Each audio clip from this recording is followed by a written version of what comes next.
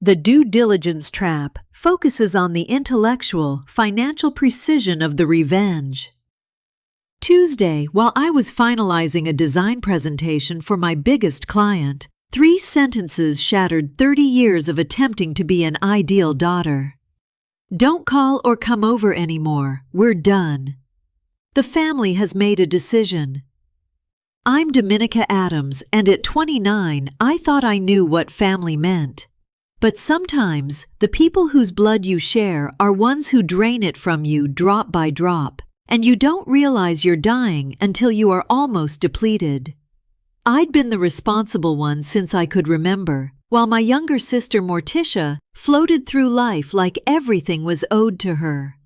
I worked 2 jobs through college, helped pay Mom's mortgage when Dad left, and never missed a family dinner.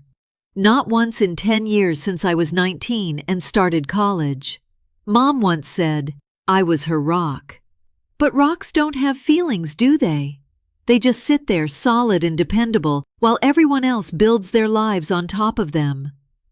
The morning before the text, I transferred my usual monthly payment to help with Mom's bills. $2,000 that I honestly couldn't afford because she'd called crying about the electricity being shut off. Funny how the lights always seemed to work fine when I dropped by unannounced, but I never questioned it.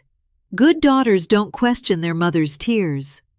That Tuesday started normally enough. I woke up in my tiny apartment, the one I could barely afford because half my income went to family support. Made my coffee in the same chipped mug I'd had since college. As a result of purchasing new things, felt selfish when Mom needed help.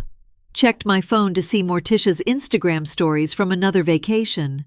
Greece this time, funded by her mysterious modeling career that never seemed to involve actual modeling. My phone buzzed during my lunch break. Mom again, but this time different. No request for money, no guilt trip about being too busy to visit. Just those 3 sentences that felt like being erased from existence.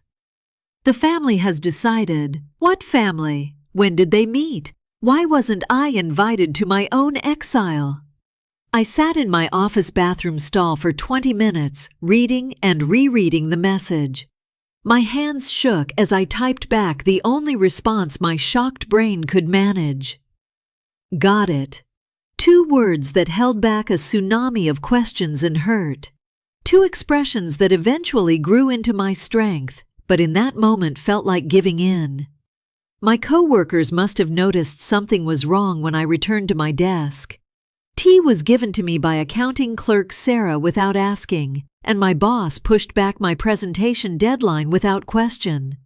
Sometimes strangers show more kindness in 5 minutes than family does in 5 decades. But I couldn't cry, not yet. Rocks don't cry. They weathered the storm. That evening, I drove past Mom's house. I know she said not to come over, but I needed to understand. Her car was in the driveway alongside 3 others I recognized, Morticia's new BMW, and Aunt Linda's and Uncle Ted's SUVs. The living room windows glowed with warm light, and I could see shadows moving inside.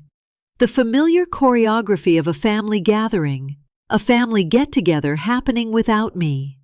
As I was sitting in my car like a stranger casing the joint, my phone lit up with a notification. Morticia had posted a family selfie. Love these family dinners. So blessed. Everyone was there raising wine glasses, smiling like I'd never existed. Mom's arm around Morticia, the same way she used to hold me when I was young and still believed I mattered. The caption continued, "Family is everything when you cut out the toxic energy." The comments were full of hearts and agreement. Nobody questioned who the toxic energy was. The following morning brought a new level of clarity. You know that feeling when you've been looking at one of those magic eye puzzles for hours before the sudden hidden image snaps into focus? That's what happened when I opened Facebook and saw Aunt Linda's post from 3 weeks earlier. Another wonderful Addams family dinner. These monthly traditions mean everything. Monthly traditions. My chest tightened as I scrolled back through social media, becoming a detective in my own life story. There they were, photo after photo of family gatherings I'd never known about. 6 months of monthly birthday parties, dinners, and even a small reunion at the lake house. Every single one captioned with words like complete and whole family. While I sat at home, puzzled as to why Mom had been busy to see me lately. The irony wasn't. I didn't realize that I had been funding these gatherings. Mom, those emergency expenses needed assistance with, and they perfectly align with these dinner dates. I'd literally been paying for my own exclusion. Like buying tickets to a show I wasn't allowed to attend. The electricity bill crisis last month.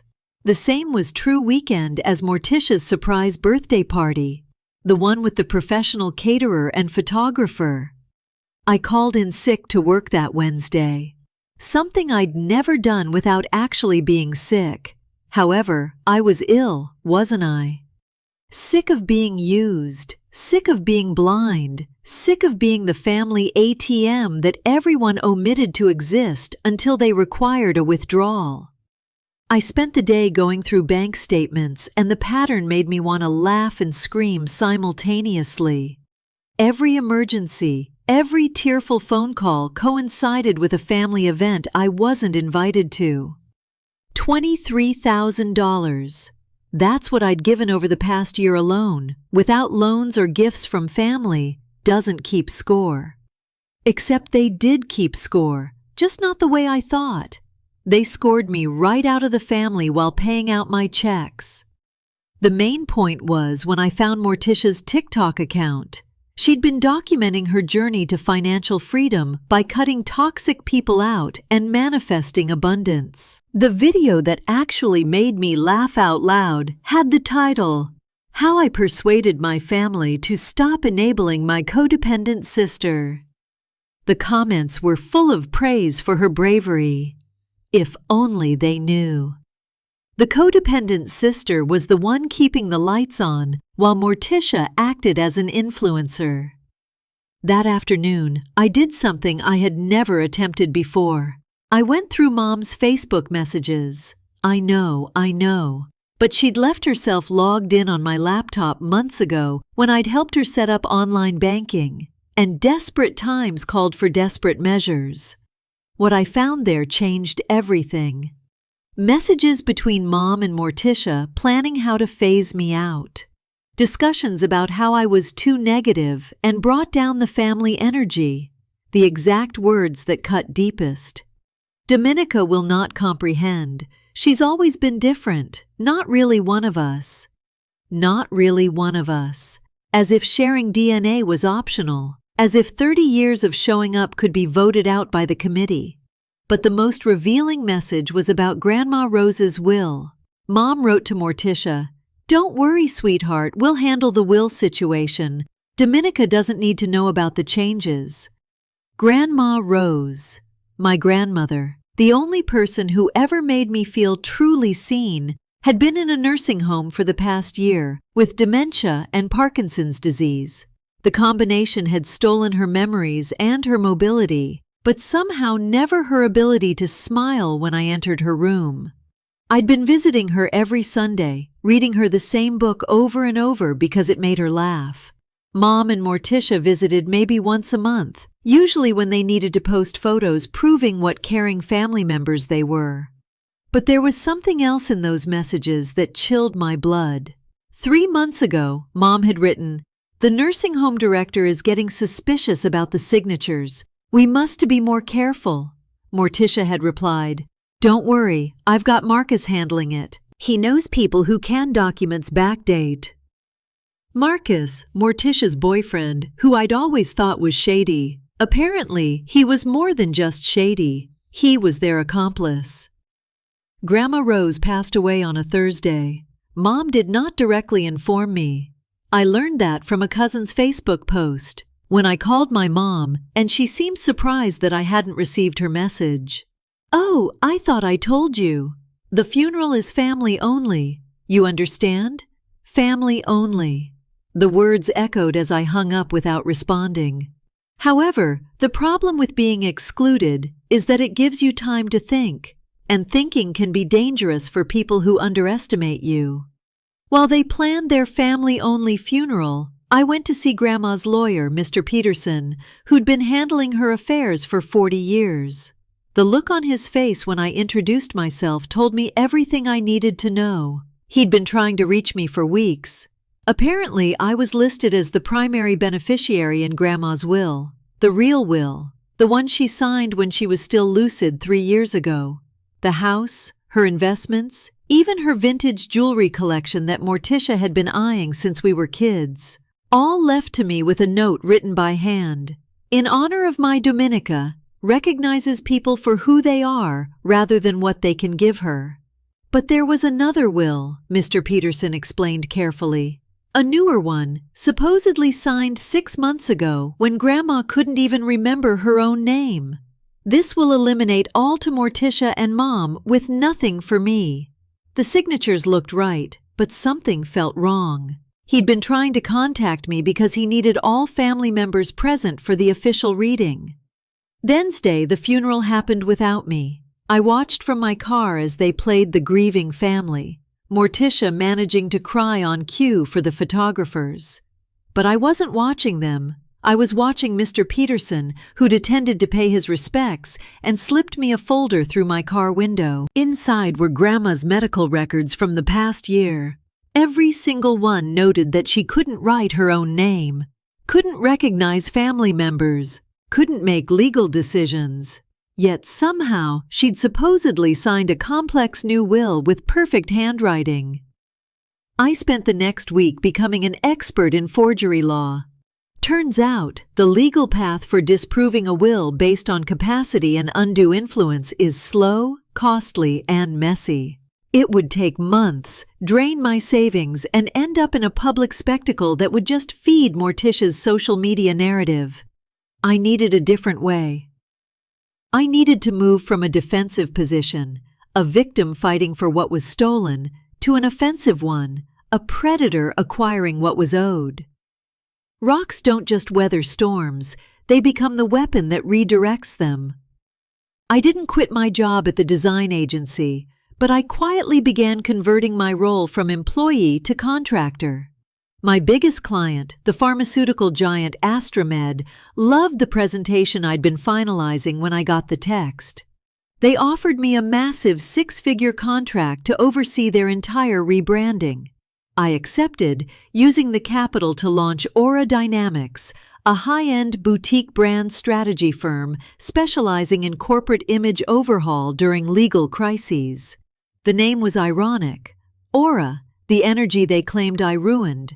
Dynamics, the force I was about to unleash.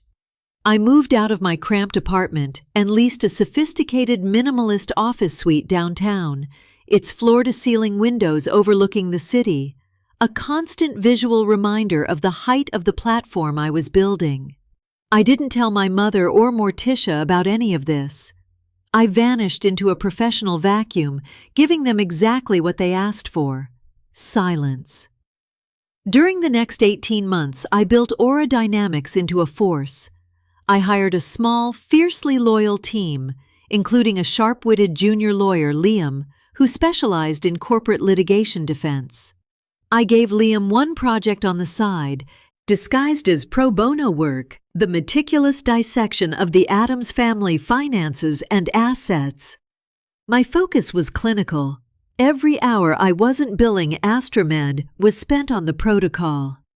I learned that Morticia had leveraged Grandma Rose's supposed inheritance, the promise of the lake house and investments, to secure a massive, high-interest loan with Marcus's help. They were using the funds to flip luxury properties, a high-risk venture built on the shaky foundation of a forged signature. This was the opening. My first calculated move was simple reconnaissance. Morticia, always drawn to success, eventually found out about Aura Dynamics through professional circles, the very circles she desperately wanted to infiltrate. She sent me a private message on LinkedIn, pretending the last 18 months of exile had never happened.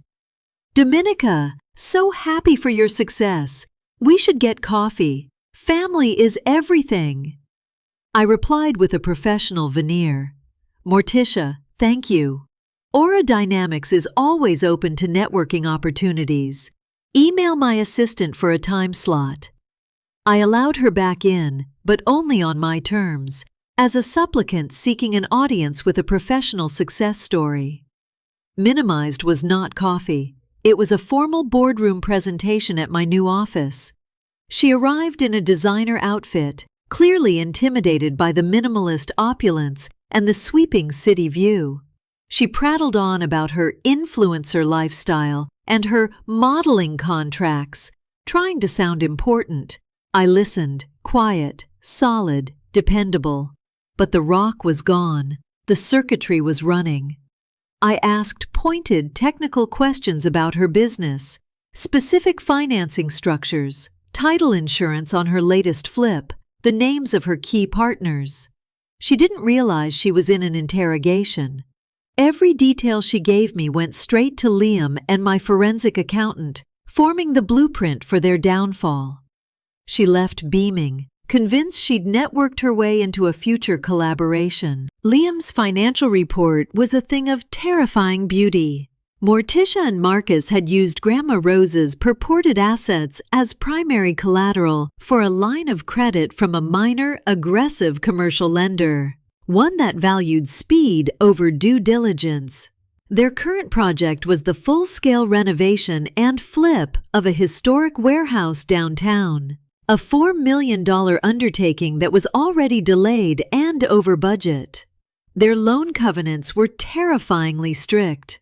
One default, one legal challenge to the underlying collateral, and the whole house of cards collapsed, potentially triggering a demand for immediate repayment. This was the vulnerability. The next step required absolute precision and the willingness to take a massive risk. I had to expose the will forgery in a way that didn't just win me the estate, but simultaneously destroyed their financial position, a classic corporate squeeze. I didn't want the estate to be the final prize. I wanted it to be the weapon that demolished their future. I instructed Liam to discreetly file a petition contesting the later will, naming my mother and Morticia as primary defendants. The grounds: lack of capacity and undue influence, supported by evidence of forgery. Crucially, I timed the filing to coincide with the final closing date of Morticia and Marcus's warehouse property. The moment the legal papers were served, the illusion shattered. It wasn't a gentle family argument. It was a civil litigation lawsuit filed by Aura Dynamics, Dominica Adams, against Linda Adams and Morticia Adams. The language was cold, brutal, and legal. Systematic financial abuse, forgery, conspiracy to defraud an incapacitated person. Morticia called me immediately, not on my personal line, but my office line, her voice cracking with fury and panic. "What the hell are you doing, Dominica? This is insane! You'll ruin us! The lake house is ours!" "You chose to make this a legal matter 18 months ago," I replied, my voice flat, professional. "You sent me a termination notice. Aura Dynamics is simply responding to a threat to my client's assets." "Your client? Grandma Rose? You think she'd want this?" she screamed. "Redhead Rose wanted me to have the lake house. She wanted to protect me. Your attempts to subvert her wishes and your subsequent financial fraud are now being addressed. Contact my legal counsel, Liam. I'm busy." I hung up. The legal action immediately froze all assets connected to Grandma Rose's estate, including the lake house deed, the jewelry, and the investments. This legal freeze, in turn, triggered the default clause on Morticia and Marcus's high-risk commercial loan. The lender, now panicking about the security of their $4 million, issued a 5-day notice for immediate repayment. The pressure cooker was on. My mother called next, crying, pleading. The same tears that had once commanded $2,000 checks now bounced off the solid wall I had erected. Your father would be ashamed, Dominica. You're destroying your sister after everything we gave you. You gave me 3 sentences. Don't call or come over anymore. We're done. The family has made a decision, I recited, emotionless. The decision has now been reviewed by an impartial court. You owe $23,000 in fraudulently obtained funds, and Morticia owes a bank $4 million on a loan she secured using stolen collateral. This isn't destruction, Mom. This is accounting. The climax unfolded in 2 parts. First, the scheduled reading of the will by Mr. Peterson, now a mandatory legal event. Mom, Morticia, and Marcus arrived at Peterson's office looking haggard and terrified. They still believed the forged will, with its perfect handwriting, was their trump card against a messy court case. They underestimated the power of the financial collapse already underway. Mr. Peterson, looking gravely official, began to read the document they submitted, the fraudulent will, leaving everything to Linda and Morticia. Morticia smirked, a flicker of her old arrogance returning. Now, the original will, Mr. Peterson said, pulling out a second, thicker file.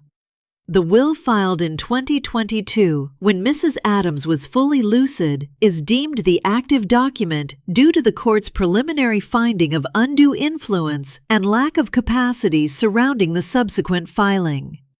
Themes went silent. Morticia's smirk froze. Mr. Peterson read the clause leaving the lake house and all assets to Dominica. Then, Liam, my young lawyer, stood up, calm and professional. Mr. Peterson, Liam interjected, as legal counsel for the beneficiary, Ms. Dominica Adams, I must note a critical update. Due to the immediate demand for repayment on the commercial loan secured by Ms. Morticia Adams and Mr. Marcus Dean, which defaulted upon the filing of our petition, the lender has initiated proceedings for the foreclosure and repossession of the collateral assets, including the recently renovated downtown warehouse. Morticia screamed, a raw, uncontrolled sound of absolute despair. Marcus, seeing his own involvement in the forgery and the impending loan fraud investigation, bolted for the door, only to be stopped by the 2 uniformed law enforcement officers Liam had discreetly posted outside the office, a move I planned to ensure no one got away with crucial evidence. The final confrontation was with my mother days later. She requested a meeting at my office. She came alone. She wasn't crying now. She was hollow, defeated. She looked across the expansive glass conference table, searching for the daughter she once knew. You won, Dominica, she whispered. You have the house. You've ruined them. What more do you want? I don't want anything from you, Mom, I said. Leaning back in my leather chair, the rock finally dissolved, leaving behind a core of diamond-hard conviction. I wanted you to see me. You asked for a rock, someone dependable, someone solid. I was that for 30 years, but you didn't just build on me. You tried to bury me. I simply decided to unearth myself and use the same tools you taught me to respect: money, power, and cold accountability. But family, she pleaded, reaching across the table, touching my hand. I pulled back instantly, the physical contact feeling alien and repulsive. The family made a decision, I reminded her, using her own words. And I accepted it. That decision cost me $23,000, and it cost you your rock. You created a void, and into that void, I built a machine dedicated to the truth. Unmarried pressed charges for the $23,000. It wasn't worth the paperwork. I received the lake house, fully renovated thanks to Morticia and Marcus's desperate spending, and the full value of Grandma Rose's estate. Marcus faced jail time for the conspiracy and forgery. Morticia was left with massive debt and public humiliation. The very toxic energy she claimed to cut out had consumed her instead. I kept the lake house. I didn't move in. Instead, I established the Rose Foundation. a nonprofit dedicated to providing free legal and financial services to the elderly threatened by financial exploitation and undue influence. The lake house became the foundation's retreat and conference center. Grandma Rose's legacy was restored, cleaned, and amplified. The final piece of my protocol was my presentation to Astra Med. I went back to the slides I had been finalizing on that Tuesday, but this time the content had changed. It wasn't just a corporate overhaul, it was a manifesto about the power of intentionality. The presentation concluded with a single massive slide, the image of a chipped ceramic mug, the one I used every morning, sitting on a flawless granite countertop. The contrast was everything.